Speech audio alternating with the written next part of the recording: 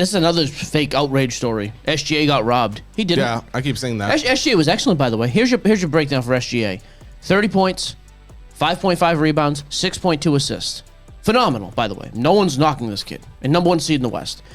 Joker, 26.4 points, so 3.5 points less. 12.5 rebounds, 9 assists. He shot 58% from the field, 36% from 3. I don't even know what he has a better shooting percentage in both. He averaged more minutes. His team, I think, won 1 less game. Games played 79 to 75. It's identical. Joker a couple more. SGA a couple more steals, or 0.6 more steals. Could have given it to either one, by the way. I don't care. In my opinion, Joker is the most dominant force on the planet when he's playing correctly. But I think the professionals probably view this the same way, because for the Shaq longest is time, the big one, though. I saw the this Shaq is the thing. Reason. People see that big clown say something. But actually, I think he's all right, actually. But I love Shaq. He's been the odds-on favorite to win MVP for the majority of this last part of the season. And quite frankly, if you want to tell me Luka was your MVP, I actually think Charles Barkley said, I think it was Barkley, Luka could have won it. I was fine if Jalen Brunson did, quite frankly. He's been phenomenal for that team in the regular season. I think that's where my list stops. I don't think anybody else is deserving of a vote. Okay. But Joker, yeah, he was the best player in the regular season. Like, this isn't that close. People get caught up in the now because Joker's had a couple bad games in a row, and SGA is unbelievable still. He's going to win MVPs, by the way. No question. Unless his legs get amputated for some reason. But Joker, and this is pretty ridiculous too, 3 and 4 years.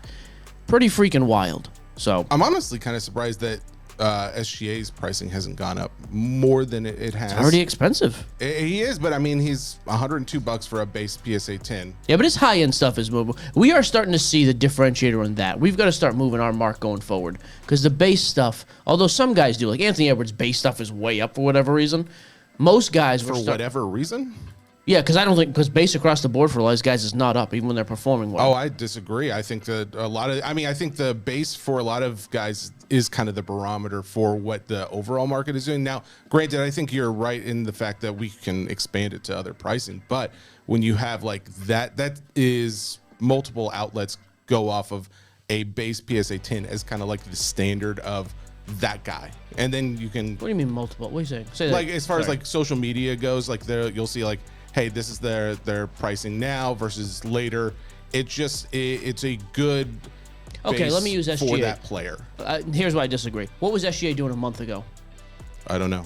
Okay, SGA's price a month ago was like $80. Like, he was moving pretty frequently. Those base cards, they're up a decent little amount, right? Mm-hmm. As they should be. Had a great season.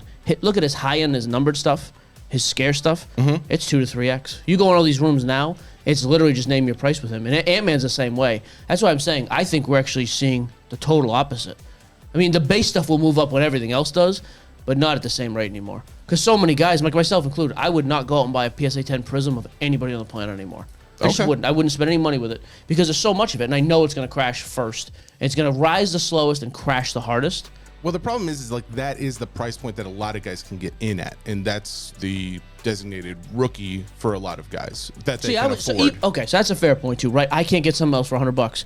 Go get a raw numbered card from Mosaic instead. That's what I would tell you. From the rookie year or something? Yeah, absolutely. For $100, you can get something much more scarce than that. Because I think we're finally starting to see that shift. Which I think is great, by the way. I'm sick of because you know what's going to happen. We've seen this go round and round before.